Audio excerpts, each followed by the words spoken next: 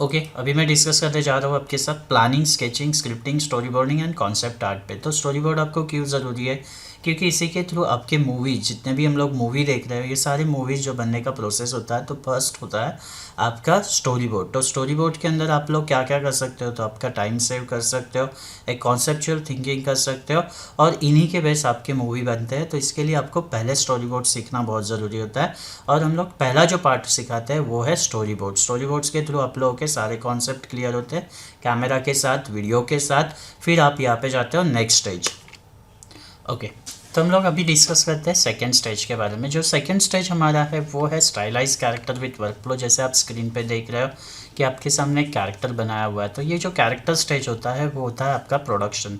सो इस प्रोडक्शंस के अंदर आप क्या क्या सीखते हो? तो जैसे मॉडल शीट्स क्रिएट करना, स्कल्पटिंग क्रिएट करना, प्लस आप लोगों की टोपोलॉजी क्या होता है, वर्क फ्लो क्या होता है, कॉन्सेप्चुअल स्कल्पटिंग्स वगैरह क्या होता है। जैसे आपके सामने एक रील चल रही है, जिस रील के अंदर आपने देखा रहेगा कि कैरेक्टर किस तरीके से मेकिंग किया हुआ है, राइट। प्लस गेमिंग्स के कई ऑप्शंस को किस तरीके से डिज़ाइन किया जाता है, मॉडल्स कैसे किया जाता है, बैकग्राउंड्स कैसे बनाया जाता है। ओके, तो इन पार्ट्स को टेक्सचरिंग करने से लेकर रिगिंग तक का जो मेथड होता है ये आपका इसके अंदर आता है। तो जैसे मैं आपको फर्स्ट पार्ट्स में एक्सप्लेन करूँ, तो पहला स्टेज जो होता है वो होता है आप लोगों का मॉडलिंग।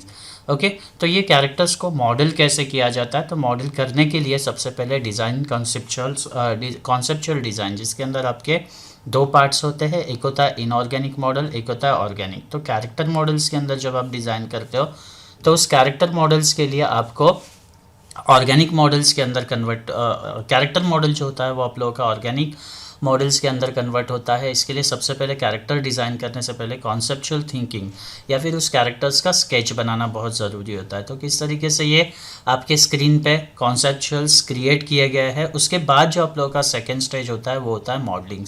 तो कैरेक्टर्स को अलग अलग एलिमेंट्स के थ्रू मॉडल किया जाता है, चाहे वो माया हो, ब्लेंडर हो या फिर 3D मैक्स हो। ओके, इन सॉफ्टवेयर्स में आपका सबसे पहले मॉडलिंग्स होता है। सो मॉडलिंग के बाद उसको पेंट, कलर पेंट्स किया जाता है। पेंट करने के बाद फिर आप उसके ऊपर टेक्सचरिंग करते हो। टेक्सचरिंग्स के बाद फिर आप लोगों का लाइटिंग, रिगिंग, एनिमेशन, ये फ्लो होता है। तो यहाँ पे जाकर आप देख रहे हो फर्स्ट स्टेज जो है वो फुल मॉडल का है, जिस मॉडल्स के अंदर आपको उस मॉडल्स के टोपोलॉजी को समझना बहुत ज़रूरी होता है, वायर फ्रेम्स को समझना बहुत ज़रूरी होता है। फिर उसके अंदर हम लोग क्लोथिंग के लिए जो मॉडल्स क्रिएट किए जाते हैं, तो मॉडल्स कैसे आपको बनाना है, ज़्यादा से ज़्यादा लो पॉली में आपका कैरेक्टर कैसे बनाया जाता है, फिर अलग अलग टाइप्स के एक्सप्रेशंस कैसे क्रिएट किए जाते हैं। ओके, ये पूरा पार्ट आप समझते हो। जैसे आपके सामने यहाँ पे जाकर जो कुछ वायर फ्रेम्स मॉडल्स मेथड दिख रहे हैं, ओके, तो ये आपको क्रिएट करना बहुत ज़रूरी होता है। फिर आप यहाँ पे जाकर एक्सप्रेशंस क्रिएट करते हो।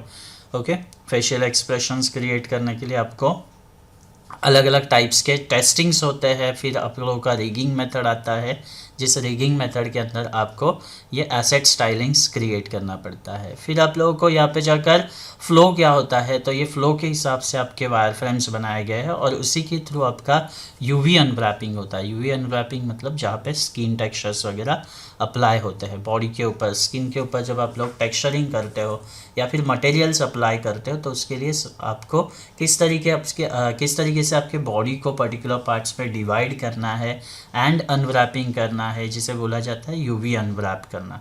सो यूवी अनवरैपिंग का मेथड आपको सिखाया जाएगा, जिस स्टेज के अंदर आप लोग प्रॉपरली एक टेक्सचर्स को प्लेस कर सकते हो, कैसे लाइन कर सकते हो, चाहे वो आपका गेमिंग कैरेक्टर हो या कोई रियलिस्टिक कैरेक्टर आप लोग बना रहे हो, या फिर वॉरियर कैरेक्टर्स आप बना रहे हो। तो उनके जो मेथड्स होते हैं वो फोटोशॉप के साथ आप किस तरीके से बनाओगे, ये पूरा आपको यूवी टेक्सचरिंग मैपिंग के अंदर सीखने मिलेगा।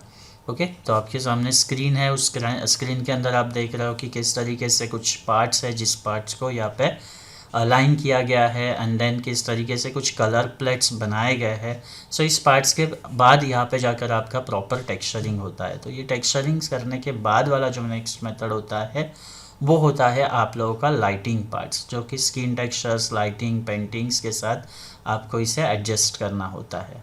सो फर्स्ट शेडिंग्स के बाद फिर आपको फोटोशॉप के बाद शेडिंग्स आपको कैसे अप्लाई करना है, जैसे ग्लॉसी, शाइन, या फिर जो भी मटेरियल्स आप यूज़ कर रहे हो उस मटेरियल्स के हिसाब से मैट फिनिशिंग आपको किस तरीके से देना है, ये आप यहाँ पे रहोगे। तो ये सीखोगे। ये आप लोगों का नोड बेस होता है। तो नोड बेस के थ्रू भी आप किस तरीके से कर सकते हो। हर सॉफ्टवेयर्स में यूवी की मेथड एक ही होती है, सिर्फ टेक्निक्स अलग अलग होते हैं, तो वो सारी चीज़ें आप यहाँ पे सीखोगे।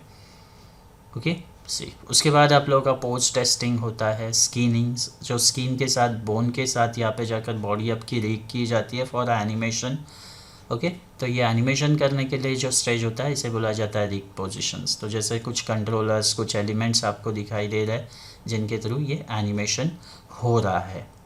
ओके, तो यही पार्ट आप लोग सीखोगे सिमुलेशंस के साथ, and then final renderings. Final render के बाद आपको कैरेक्टर कुछ इस तरीके से दिखाई देगा, जिस कैरेक्टर को बाद में आप एनिमेशन के लिए रेडी कर सकते हो। Grey models, wireframe models, texture models, इनका अलग अलग फ्लो होता है। एज पर प्रोडक्शन आपको ये सारी चीज़ें सिखाई जाएगी। आफ्टर प्रोडक्शन आप इसको लेके जाते हो लाइटिंग स्टेज के लिए, कैमरा स्टेज के लिए, एंड देन फिर फाइनल स्टेज जो होता है वो होता है आपका एनिमेशन मॉर्फिंग का। ओके, तो एनिमेशन एंड मॉर्फिंग क्या होता है, जैसे फेशियल एक्सप्रेशंस हो गए, उसे रियल पार्ट्स में, मतलब एडवांस लेवल पे आप कैसे क्रिएट करोगे। फिर आपके जो प्रिंसिपल्स ऑफ एनिमेशन होते हैं, जिनको हम लोग बोलते हैं 54 प्रिंसिपल, उसमें से 12 प्रिंसिपल्स को आप एनिमेशन में कैसे यूज़ कर सकते हो, कौन से टाइप्स के 12 प्रिंसिपल्स होते हैं, उन प्रिंसिपल्स को फॉलो करके आपको एनिमेशन कैसे क्रिएट करना है, ये होल स्टडी आप यहाँ पे इस कोर्स के अंदर करोगे। फिर आप लोगों का VFX एंड एडिटिंग का पार्ट्स भी आता है, जिसमें जाकर आप लोग ये मॉडल करने के बाद उसको फाइनली एनिमेशन में लेके आओगे, या फिर फाइनली एक मूवी आप लोगों का उसके अंदर बन जाएगा। तो ये होता है आपका pre production, production and post production stage. Okay, hope so आप लोगों को ये पूरा कोर्स क्या है इसके बारे में नॉलेज मिला होगा। Thank you.